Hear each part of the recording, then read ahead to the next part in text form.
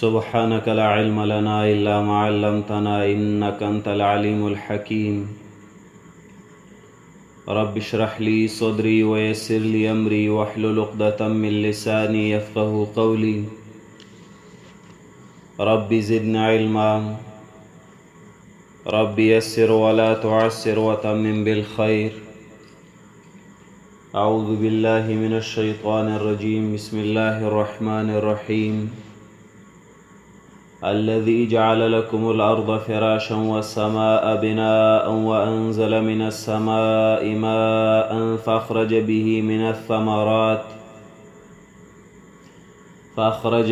من الثمرات رزقا لكم فلا تجعلوا لله أندادا وأنتم تعلمون. وإن كنتم في ريب مما نزلنا على عبدنا فأتوا بصورة من مثله وادعوا شهداءكم من دون الله إن كنتم صادقين. صدق الله العظيم. سورة البقرة مقصد بیان د څلورو مسائلو: اثبات التوحید، اثبات الرسالت، جهاد او انفاق فی سبیل الله تعالی. سورت تقسیم دے په څلورو حصو. اول حصہ سل آیات په اول حصہ کې اثبات التوحید ذکر کئی. دویم حصہ د آیت نمبر 101 تر 196 پوری و دویم حصہ کی اثبات و رسالت ذکر کئی. دریم حصہ 190 253 پوری و دریم حصہ کی جہاد فی سبیل اللہ تعالی او سلورم حصہ د 254 تر آخره پوری و سلورم حصہ کی انفاق فی سبیل اللہ تعالی ذکر کئی. اول حصہ چې سل آیات دی دا مزید تقسیم شوه په دریو ابوابو.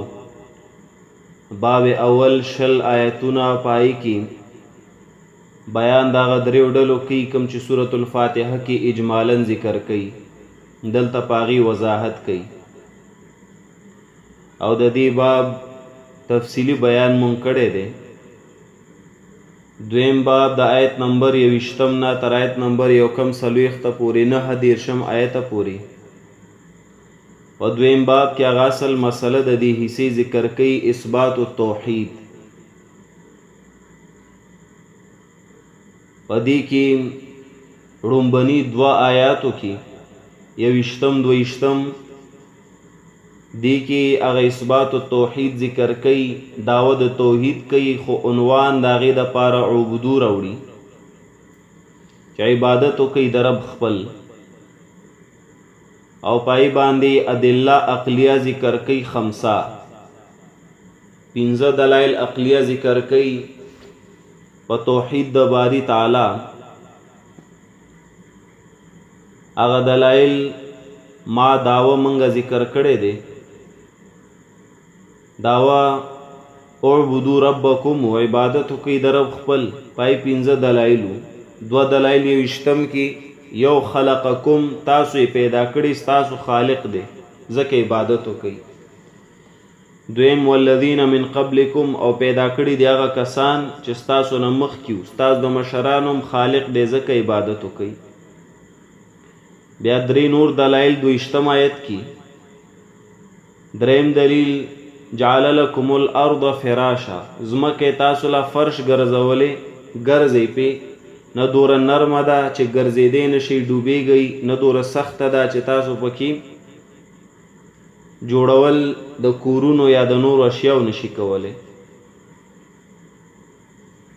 ورپسې بیا بل دلیل څلورم والسما بنا، او اسمان در لچت ګرځولې بغیر ستنو ته وګوره څومره ښکلی اسمان درته ودرولې، او په دې اسمان کې بیا ته وګوره برا په دې هوا کې تاله نور پیدا کړي، څومره فواید درکوي. هوا تاله پیدا کړی دی الله، څومره فایدې درکوي هواګانې. نو ځکه عبادت وکړي. پنځم دلیل وانزل من السماء ماء، د وریځو نه باران راوري، فاخرج به من الثمرات رزقا لكم، نو روباسي پای سره میوجات فائدہ د ستاسو د پاره پدی میوو کی. نو باران راوري او پاغي سره زرغونی کوي، نو ځکه عبادت وکړي. نو په اخره کې نتیجه به طور ثمره ذکر شو، فلا تجعلوا لله اندادا، نو مگر زوی یا عقیده مساتی د پاره د الله د حصدارانو، وانتم تعلمون، حال دا دی چې تاسو پوهیږئ پدی چې خالق او رازق الله دی، پدی چې الله سره منګه څوک حصداران کړي دي دا عاجز دي.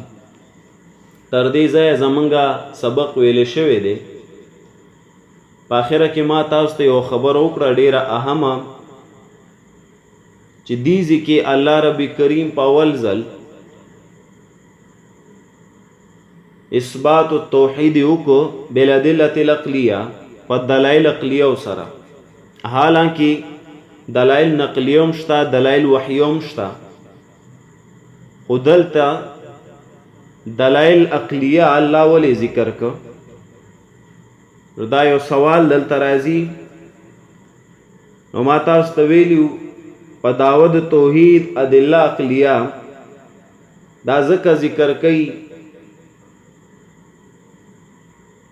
چې توحید دا محتاج دی عقلی دلیل ته.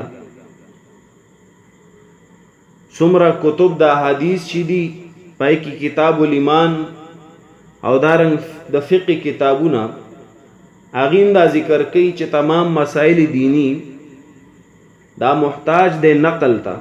سوره دینی مسائل دي، کاغه د حج سره متعلقي، کاغه د مون سره، کاغه روژې سره، هغه طلاقي، هغه نورې مسلې وي، ټول مسائل محتاج دي نقل ته، چې نقلی دلیل ورله ذکر کی، قرآن آیت ذکر کی، حدیث د پیغمبر ذکر کی.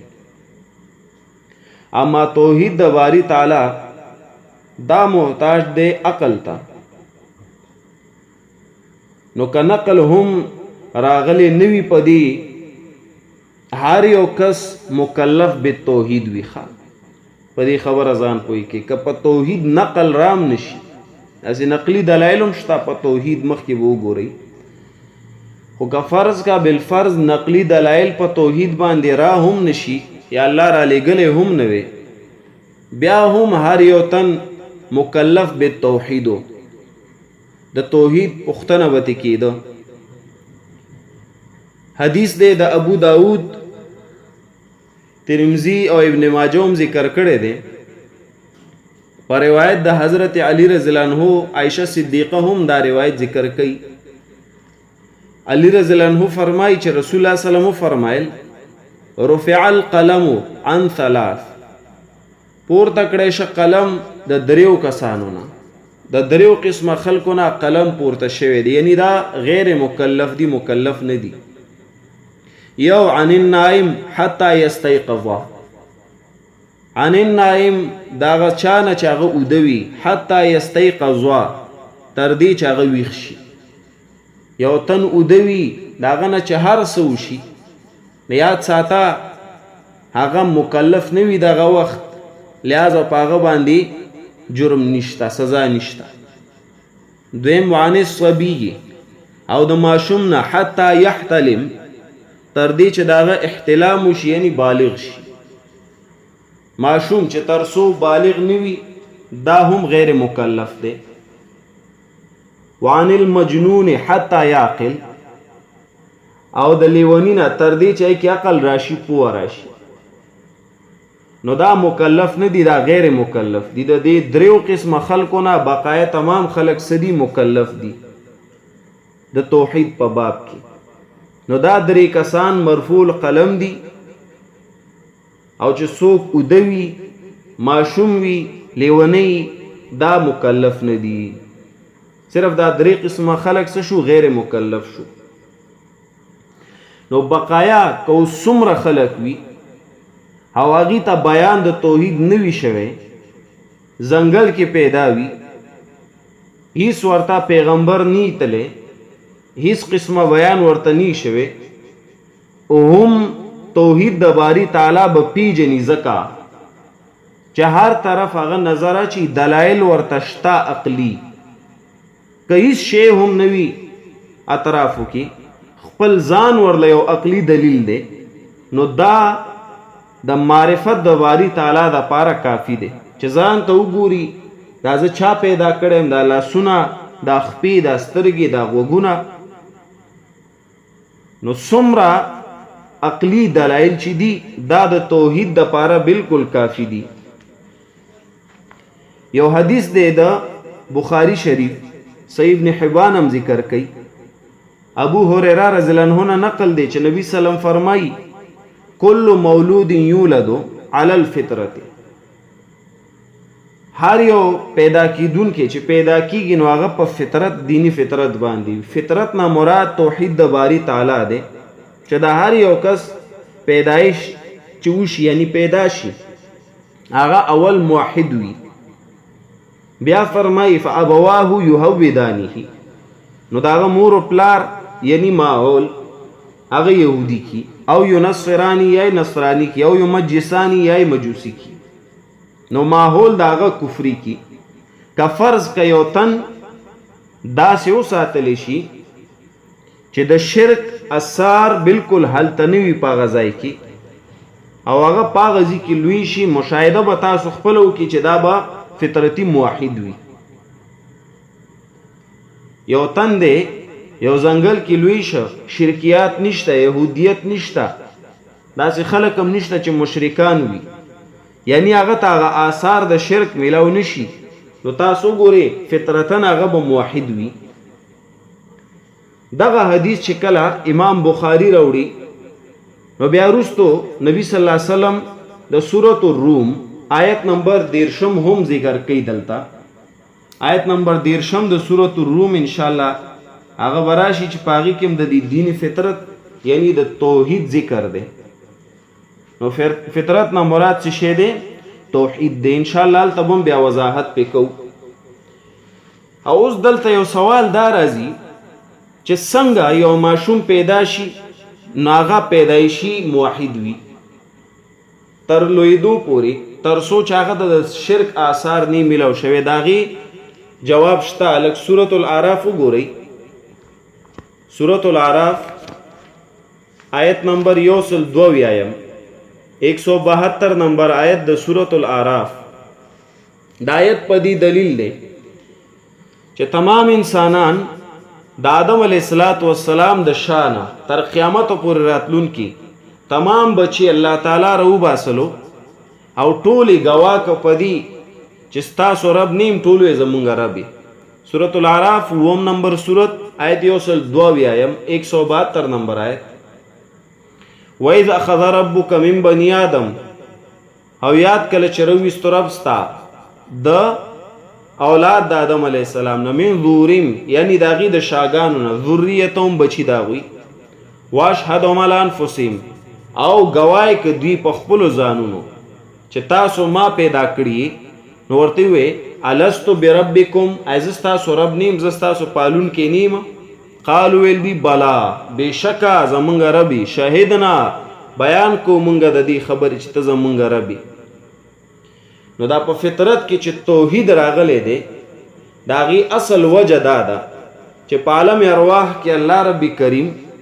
د تمام انسانانو نه په توحید باندې وعده اخسته لوزي دی اخسته زکه چې پیدا شي نو دا فطرتي سوي موحد وي نو دی وجه ما وې چې د توحید د باری تعالی د پاره ک نقل نوي پیغمبر را نشي تارنګ قران یا حدیث ورته بیان نشي خودی بیا مکلف به توحید دی د توحید پختنه وته خامخا کیږي اوس چې بعض خلق حدیث ذکر کوي د رسول الله سلام د والدینو یا د داسې نور خلکو چې د جهالت په دور کې د دنیا نه تللی دي نو چې داغي بارک ان شاء الله ځای په ځای به ذکر کوم داغي بارک چې توای حدیث دی رسول الله سلام فرمایلی چاغي جهنم اور تزینو دی بوئی چې نا زکا چې ویاغي ته څوک راغلی نو بیان نه وکړي او بای د مسائلو په بنیاد نه وای هغه د توحید په بنیاد وای. توحید د پاره ما تاسو ته د نقل ضرورت نشته، عقل چې وي ادله عقلیه وي چار چاپیره نو دغه ورله کافي وي. په دې ځای مختلف واقعات ذکر کړی دی مفسرینو په دې خبرې باندې چې زمونږ کوم موضوع د اصل چې د الله د پیژندلو د پاره د وجود د باری تعالی د پاره یعنی د توحید د پاره عقلی دلایل شته چې پاغي سره انسان الله پیژندې شي چې الله څوک دی. نو په دې مختلف واقعات ذکر کړی دي مفسرینو. زه په حواله د تفسیر ابن کثیر د حافظ عماد الدین ابن کثیر رحمه الله تاسو ته ذکر کوم. هغه دلته ډېری واقع ذکر کړي خو زه ته اوسو ذکر کوم. یو واقع هغه ذکر کړي د یو عربي چې چا ته پوښتنه وکړو چې ته خپل رب پس پیژنې. د یو عربي نه چا ته پوښتنه چې ته خپل رب پس پیژنې نو هغه ویل البارة تدل على البعير والاثر يدل على المسير فسماء ذات ابراج والارض ذات فجاج وبحار ذات امواج الا تدل على العليم اللطيف الخبير. باندې چینا یو عربي نه چا پښتنو ک چې تخپل رب پس پیژنې هغه ورته دا نه وای چې پیغمبر راته بیان کړي ماته کتاب راوړو ذکر راته کړي نه وای البارة تدل على البعير وای اوخ هغه پس پیژندل کیږي چې په یو لار تر رواني نو تال ته په چیو ګوري نو ته ډایرک پويږي چې را په دغه لار باندې اوخ تیر شوی دی. نو البارة تدل على البعير پچا دلالت کوي اوخ باندې چې په دې لار باندې اوخ تیر شوی. والاثر يدل على المسير ته په لار ګوري د قدمونو نشان وي نو دا قدمونو نشان دلالت پدې کی چې را په دې لار څوک تللی دی څوک مسافر.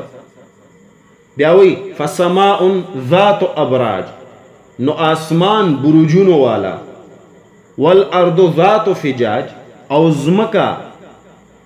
زمکا دریابونو والا چې مختلف لارې پکې جوړې دي پای کې دریابونه دي. وبحار ذات امواج او دریابونه چپو والا د دریابونو دی چپو ته وګوره نو اسمان ته وګوره برجونو والا دارنګ زمکې ته وګوره دریابونو والا او دریاب ته وګوره چپو والا. الا تدلو آیدا دلالت نه کی علی العلیم اللطیف الخبیر باغذات چې په باریک بین خبردار دی. نو یو باندچی او عام سړی یو دیاتی دا خبره کوي داغه عقل توحید تسلیمي هغه وای چې اوخ پیجندل شي پدی چې په لار تیر شوی نو الته ته پچ یو ګوري ته اوخ په دی لار تله. دارنګ مسافر ته څنګه پیجنې د قدمونو نشان التوی نو ته پاغي پوي شي چې یاره په دی لار مسافر تله. نو د اسمان ته وګوره برجونو والا د ازمکه وګوره د دریابونو وګوره دا دلالت نه کوي پدی چې یو ذات شته دغه وجود شته چې دار سي پیدا کړی. بیا ورپسې هغه واقع ذکر کوي د امام ابو حنیفه رحمت الله علیه. امام ابو حنیفه نعمان ابن ثابت د خپل نومو نعمان ابن ثابت ذکر کوي کوفی خو اصل دا د کابل خو امام ابو حنیفه رحمت الله علیه فارسی النسلو. امام ابو حنیفه نعمان ابن ثابت چې منګه د چا مقلد او تقلید کو په بعضی مسائلو کې د امام ابو حنیفه رحمت الله علیه دلته واقع ذکر کړي وای س زنادقه چاغیر اغلی د امام ابو حنیفه ته زنادقه یاد ساتي. زنادقه جمع د زنديق او زنديق نه مراد هغه څوک دی چې ظاهرا هغه اقرار کوي د اسلام چې وي زه مسلمان یم په خلی وي خو هغه د احکام شرعي باطل تعویلات کوي. د شریعت د ډیرو حکمونو تعویل کوي خو ډیر باطل یعنی په ظاهر ځان ته مسلمان وي خو د ډیرو احکام شرعي باطل تعویلات کوي. داسې سړي ته زندیق وي. دا په هغه زمانه کې وو او اوس هم شته چې ځان ته به وایي مسلمان او حقیقت کې چې ته هغه وګورې نو هغه به څه شي وي؟ هغه به وي زندیق. لکه زه د دې یو لنډ یو څو نمونې درته ښیم، حالانکې زما د عادت نه دی چې زه نومونه واخلم، خو زه تاسو ته نومونه ځکه اخلم چې دی دعوه د اسلام کوي، دعوه د مسلمانۍ کوي، خو حقیقت کې چې ته وګورې باطل تعویلات کوي د شریعت، او په هغې کې نن ژوندی دی هغه تن غامیدي دی، جاوید غامیدي، دا پوخ زندیق دی. مرزا انجینیر مرزا پوخ زندیق دی. دا دو تنان دا هغه زنادقه دي چې دعوه د دین اسلام کوي، خو چې ته بیا د هغه احکام شرعي د خولې نه واورې باطل تعویلات کوي. په هغې کې دوی داسې بکواسات کوي لکه د سندرو باره کې وایي چې سندرې جایز دي، حلال دي، او د قرآن د داسې آیتونو نه استدلال کوي چې هلته سره د هغې دلیل وینه. بهرحال ځان له موضوع ده، چېرته راشي انشاءالله تاسو ته بیا زه ذکر کړم. نو داسې څه زنادقه راغلي دي امام ابو حنیفه ته، د هغه نه یې پوښتنه وکړه چې الله مني؟ نو امام ابو حنیفه ورته ویل ولې نه منم؟ نو وایي دلیل یې څه دی؟ نو اوس امام صاحب خو ډېر هوښیار و، امام ابو حنیفه رحمت الله علیه، هغه ورته ونه ویل چې دا دلیل دی، هغه په بله ورتاو شو. نو ته به ځای ته ګوري او طریقه د بیان به ته اختیارې. امام صاحب ویل چې ته لږ صبر، ما نه بل چا څه پوښتنه کړې، زه د هغې جواب کې حیران یم، سوچ کوم او ذهن ته مې څه راځي نه. نو هغه زنادقه وویل چې څه سوال یې کړی دی درنه؟ نو امام صاحب ویل چې سوال دا دی چې یوه کشتۍ ده، په هغې کې قیمتي سامانونه دي، ډک دی د قیمتي سامانونو نه، خو څوکیدار د هغې دپاره نشته په کشتۍ کې چې دی حفاظت وکړي، او هغه کشتۍ د یو ساحل نه ځي بل ساحل ته بغیر د ملاح نه. څوک شته نه چې کشتۍ وچلي، خپله ځي، سامان هلته کوزوي بل ساحل ته، بل طرف ته، نور سامان هلته نه بار کوي او بیا واپس هغه کشتۍ راوړي بغیر د څوکیدار نه. هغه کشتۍ راځي بغیر د څوکیدار نه، سره د سامان بغیر د ملاح نه را رواني. نو چا نه پوښتنه کړې چې دا څنګه؟ نو زنادقه وویل چې دا جواب خو موږ له راځي. وایي څه دی؟ وایي دا سړی جاهل دی چې څوک دا خبره کوي، چې څوک وایي کشتۍ کې سامان شته بغیر د څوکیدار نه، حفاظت یې څوک نه کوي. څنګه پاتې کیدی شي داسې سامان د کشتۍ؟ څنګه محفوظ به پاتې وي چې څوکیدار نه لري؟ او ملاح نشته، کشتۍ څنګه چلیږي د یو غاړې نه بل غاړې ته ځي؟ نو امام صاحب وویل چې د کشتۍ باره کې ته داسې وایې چې بغیر د څوکیدار نه نشي پاتې کېدی د کشتۍ هغه سامان، او بغیر د ملاح نه کشتۍ د یو ځای نه بل ځای ته نشي تللی. د کشتۍ باره کې ته دا وایې دا ځمکه اسمانونه، دا سامانونه چې درته په دې کې ښکاري بغیر د محافظ نه دا پاتې کېدی شي؟ دا دوره لوی نظام د دې اسمانونو، ځمکو، نور سپوږمۍ وغیره دا چې چلیږي بغیر د یو چلونکي نه دا چلیږي. نو فبهت القوم، نو هغوی غلی شو، ورجعوا الی الحق، او واپس شو په طرف د حق، واسلموا علی یدیه، او اسلام راوړو، اسلام په حقیقي معنو قبول کو د امام ابو حنیفه رحمت الله علیه په لاس باندې. نو امام ابو حنیفه رحمه الله ګوره دلیل ورله ذکر کوي، خو عقلی د توحید یعنی د وجود د باری تعالی د پاره ادله عقلیه کافی وي. بیا ابن کثیر امام شافعی رحمت الله علیه واقع ذکر کوي، وی هغه نه چا پوښتنه وکړه چې د الله په وجود دلیل څه دی؟ جواب ورکو خو ډیر ښکلی ښه. هغه وی هذا ورق التوت طعمه واحد، دا پاڼه د توت، د توت پاڼه راواغسته، توت خو به پیژنئ، توتان، د توت پاڼه راواغسته، وی دا پاڼه د توت، طعمه واحد، یو قسم خوراک دی، یو سیز دی، تأکله الدود، وی چنجی راشي دا اخری، فیخرج منه الابریسم، او د هغې نه ریخم روزي. یو قسم پاڼه ده د توت، خو چې چینجي وخوري نو ته وګوره هغې ریخم جوړوي. نو بیا یې وی وتأكله النحل او هغه چې کله د شاتو مچۍ وخوري فیخرج منه العسل نو دا غینه بیا وګوره اصل شهد ته روزي هماغه یو پاڼه ده چینجی خوري ریخم جوړي دارنګ مچۍ خوري هغه شات جوړي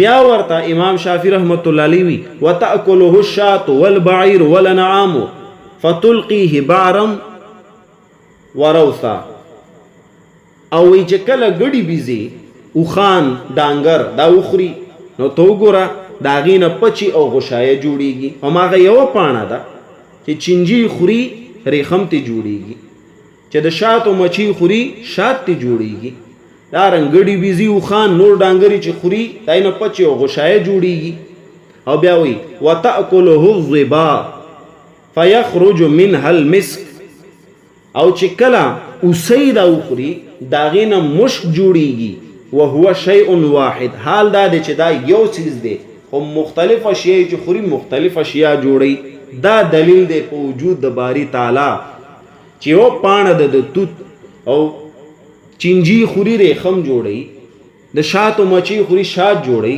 ډانګري خوري پچې او غشایه جوړي او دارنګ اوسې خوري هغه درته مشک جوړي نو دا څوک کولی شي د دې خو دې دپاره خو یو ذات شته چې داسې د توت د پاڼې نه مختلف اشیا تعالی درکوي نو هغه تنان اتن غلی شه چې چا پوښتنه کړی بیا ورپسې واقع ذکر کوي د امام احمد ابن حنبل رحمت الله علیه دا هم ډېر لوی عالم تیر شوی دی انشاءالله ځای په ځای به د دې خلقو واقعات موږ ذکر کوو په قرآن کریم د مختلفو مقاماتو کې ځکه د دې خلکو په واقعاتو کې ډیر لذت ډیر خوند دی د هغې وجه دا ده چې دوی د دین دپاره ډېرې قربانۍ ورکړي دي او د دې په واقعاتو کې ډیر زیات موږ دپاره علم پروت دی اوس دا چې نن تاسو د دې دا څه واقع چا اورېدلي مدرسین څوک هغې ته پته هغې کیدای شي اورېدلي مخکې چا نه اورېدلي هغې ته به اوس پته لګي چې دا څنګه خلک و څنګه دلایل دوی وایي اوس د امام احمد ابن حنبل ته دلیل وور عجیبه دلیل هغه ذکر کوي د هغه نه چا پوښتنه وکړه د وجود د باری تعالی چې په دې څه دلیل دی نو هغه ورته ډېر ښایسته جواب وکړو هغه ورته وی یوه بنګله ده ډېره ښایسته بنګله ده خو داسې ده چې دروازې هم د هغه نشته او کړکۍ هم نشته بهر ته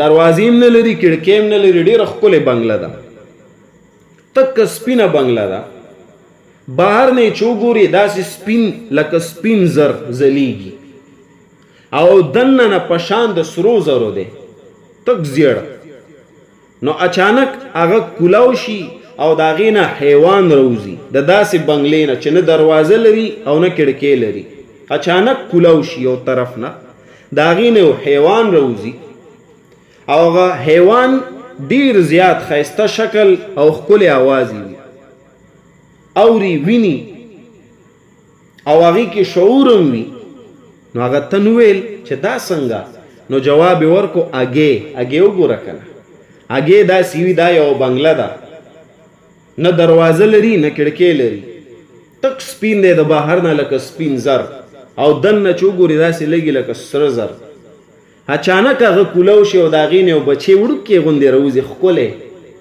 او چین چین درته کوي سترګې هم وي غوږونه هم وي او ښکلی ګرځي راګرځي درته ښکلی شکل وي دا درله څوک پیدا کړي چې د داسې بنګلې نه درته حیوان راوباسي نو اتن یې غلی کړه داسې قسمه دلایل دي په وجود د باری تعالی حاصل زموږ د دې خبرې چې ادله عقلیه سره ثابتېږي دا خبره چې الله تعالی په ذات او صفات کې یو دی او الله تعالی وجود شته چرته هم چې ستاسو بحث راځي دا خبره یاد وساتئ د زنادقو سره چې داسې قسمه د الله په وجود باندې تاسو نه سوال کوي یا د ملحدینو یا د دهریانو سره دا ټول یو خلک دی چې د وجود باری تعالی پوښتنه تاسو نه کوي دلیل پسې دی ګورې تاسو ته یو خبره کوم دا نه چې تاسو ورته قل هو الله احد بېشکه دلیل دی خو د هغه خلکو دپاره نه دی هغه خلکو دپاره به تاسو عقلي دلایل ذکر کوئ دا به په عقل وښئ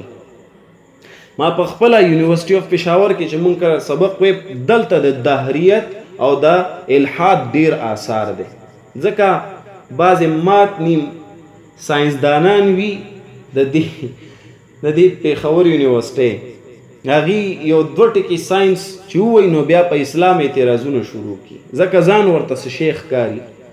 نو یو ځل یو تن ووایي چې زه دا نه منم چې جنات دا د انسان په وجود کې ننوځي. اوس دې ځای کې چې زه ورته د قرآن دلیل ویم او زه ورته د حدیث نه دلیل ویم، خو دې نه مني. نو ما ورته لنډ ووی مال ته خو دا مني چې جن د اور نه پیدا دی ویاو، دا خو منم. نو مایل دا مني چې نور مور دی ویاو. نو مایل نور ته چې کینی دا اور ستا وجود ته دننه کېږي ان د فارمز آف فوټون. وی بالکل مایل دقه رنګ جنات هم دننه کېږي ستا وجود ته ان د فارمز آف فوټون. سړی غلی شو. نو داسې قسمه خلکو ته تاسو به عقلي دلایل وایي، دا به په عقل وخی، په نقل باندې دا خلک نه مني. عقلي خبره به کې نو فبهت الذي کفر، دی به د نمرود غوندې درته حیران او پریشان ګوري. داسې به شي لکه چې په خولې کې دې ورته ګټې کاڼې دې ورته په خولې کې واچو.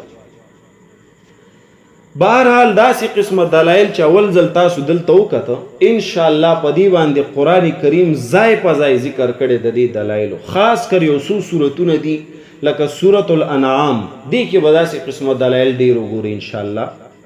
سورة الرعد په دې کې به دلایل عقلیه ډېر وګورئ په وجود د باری تعالی. سورة النحل دا 3 سورتونه دي. قرآن زما ټول خوښ دی، خو دا 3 سورتونه زما ډېر زیات خوښېږي او ستاسو به هم خوښېږي. د هغې وجه دا ده چې دا زمونږ د فطرت سره تړلی شوی دی او چې کوم څیز فطرت واخلي هغه د انسان خوښېږي. دې کې ادله عقلیه دي، ناشنا دلایل دي چې واورئ او په خوند سره وایي، تاسو ته به بیا وجود د باری تعالی معلومیږي. الله تعالی به بیا وپېژنئ چې د الله ذات څه شی دی او الله څوک دی. نو انشاءالله تعالی موږ به په دې توحید باندې ځای په ځای به بیان کوو. داسې قسمه دلایل عقلیه به راځي.